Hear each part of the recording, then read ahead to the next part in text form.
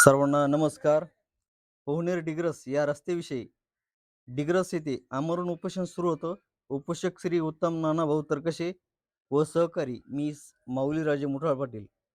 तर या आंदोलनाची दखल घेऊन वावर न्यूज डिग्रस येथे आमरण उपोषण स्थळी येऊन आमचे प्रश्न त्यांच्या सोशल मीडियाच्या चॅनलच्या माध्यमातून मांडले आणि ते व्हायरल झाले. त्यामुळे प्रशासनाला जाग आली आणि आज आम्हाला प्रशासनाने बांधकाम अधिकारी व परळी तहसीलमधले मंडळ अधिकारी असो, तलाठी साहेब असो, सर्वांनी आम्हाला आज भेट देऊन 15 दिवसाचा अल्टिमेटम दिलेला आहे.